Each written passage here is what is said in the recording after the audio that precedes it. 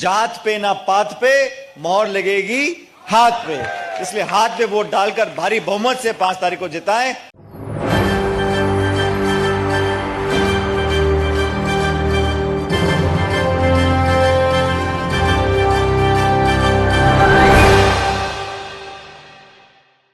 नमस्कार, मैं मोहम्मद आसिफ और आप देख रहे हैं एसपीएन 9 न्यूज़। गुजरात के दूसरे चरण का मतदान जारी है। दर्शकों, देश के प्रधानमंत्री नरेंद्र मोदी से लेकर सीएम भूपेंद्र पटेल तक लोगों की नज़रें बनी हुई हैं। इसमें खास चेहरा हार्दिक पटेल भी है, लेकिन उससे ज़्यादा भी अगर दर्शकों बात करेंगे तो कांग्रेस में सचिन पायलट को लेकर खूब चर्चा हो रही है। अब आप सोच रहे होंगे कि सचिन पायलट तो भाई वो चुनाव लड़ नहीं रहे, लेकिन स्टार प्रचारकों के लिस्ट में है और जिस तरीके से वो अपने भाषण के माध्यम से दर्शकों होश उड़ा रहे हैं, उसे कहा जा सकता है, समझा जा सकता है कि किस तरीके से सचिन पायलट जिम्मेदारियों को निभा रहे हैं। आइए आपको दिखाते हैं कि किस तरीके से सचिन पायलट ने जो है ज़बरदस्त तरीके से गुजरात में मोदी जी को लेकर धज्जियां उड़ा रही हैं। देखिए सचिन पायलट क्या कुछ कह रहे हैं।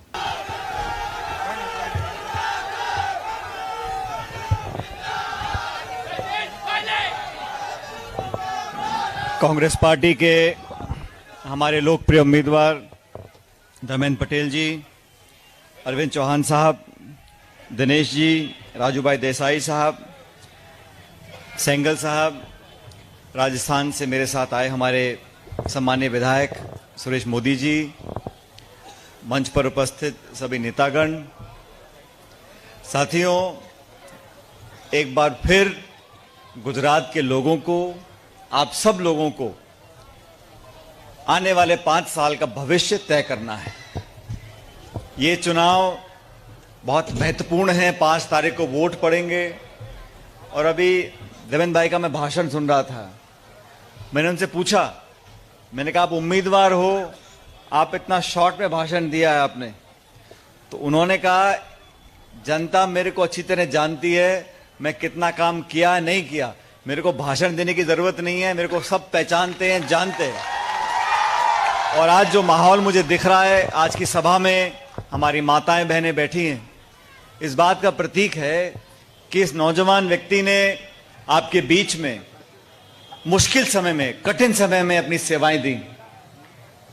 प्रदेश में सरकार बीजेपी की है, केंद्र में सरकार बीजेपी की है, सांसद बीजेपी के हैं, विधायक बीजेपी के हैं, लेकिन फिर भी इस क्षेत्र में तन मन धन से आपके बीच में दुख और सुख में धर्म भाई खड़े रहे।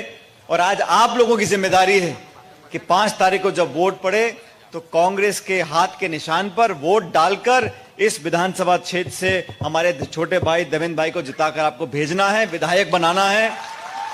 और आप सबने 2019 के अंदर जब उपचुनाव था, जब पूरी प्रदेश की सरकार की ताकत लगी थी, तब बहुत कम अंतर से ये रह गए थे।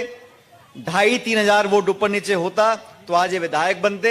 लेकिन मैं जानता हूं आज यहां जो माहौल मुझे देखने को मिल रहा है कि 8 दिसंबर को गिनती होगी। जो पिछली बार कमी रह गई थी, उस कमी को सूद समेत पूरा कर कर भारी बहुमत के साथ यहां से आप इनको जिताकर भेजिए। आज पूरे गुजरात में, पूरे देश में जो चर्चा होती है, चर्चा होनी चाहिए मध्यम वर्ग की, दुकानदार की, किसान की, नौजवान की, गरीब की, पिछड़े की, दलित की, आदिवासी की, महिलाओं की, बुजुर्गों की। उनके जीवन को कैसे बेहतर बनाया जाए, महंगाई को कैसे कम किया जाए। गैस का सिलेंडर 1100-1200 रुपए का बिक रहा है, पेट्रोल डीजल 100 रुपए पार कर गया, डॉलर की कीमत 80-85 रुपए हो गई। इसको समझने संभालने वाले लोग नहीं बैठे हैं। दिल्ली में, गांधीनगर में जिन लोगों को सत्ता की चाबी दी है, वो सिर्फ प्रचार कर कर, माहौल बनाकर, विज्ञापन छापकर, व्हाट्सएप भेजकर लोगों को प्रभावित करना चाहते हैं।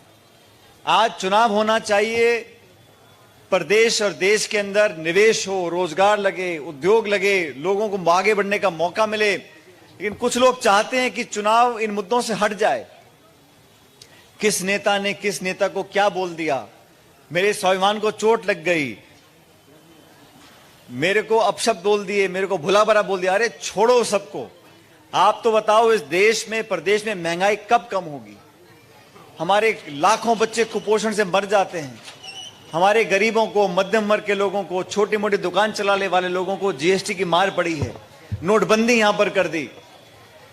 प्रदेश में 27 साल से एक पार्टी का राज रहा, और अगर भाजपा की सरकार से सब लोग खुश होते तो पूरे मंत्रिमंडल को बदल दिया, मुख्यमंत्री को बदल दिया, और आज चुनाव में प्रधानमंत्री जी, गृह मंत्री, रक्षा मंत्री, सब देश के मुख्यमंत्री यहां पर पड़े हैं। अगर गुजरात की सरकार के काम से लोग खुश होते तो क्या जरूरत थी प्रधानमंत्री जी को रोज यहां पर आने की? क्या जरूरत थी रक्षा मंत्री, गृह मंत्री को यहां पर आने की?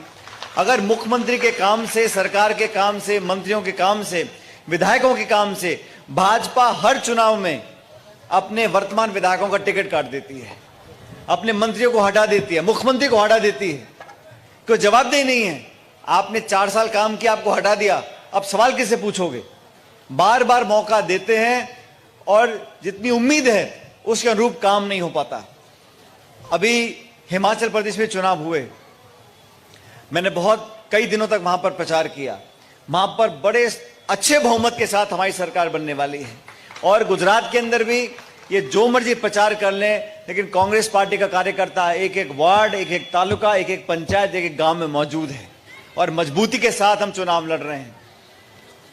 ये विधानसभा चुनाव गुजरात की तकदीर को तय करने वाले हैं, और जिस हिम्मत से धर्मेंद्र भाई ने आपके बीच में काम किया, एक आपका बेटा भतीजा बनकर आपके दुख सुख में शामिल रहे, एक समर्पित कार्यकर्ता के रूप में आपके बीच में काम किया, मैं समझता हूं कि 36 कौम के लोग, हर जाति बिरादरी के लोग आपको आशीर्वाद देना चाहते हैं, आपको विधायक बनाना चाहते हैं। और मैं ऐसा मानता हूं कि जब 8 तारीख को गिनती होगी तो सबसे पहला और सबसे मजबूत विजयी जो होगा वो हमारा धर्मेंद्र भाई पटेल होगा यहां से, मैं ऐसा मानता हूं।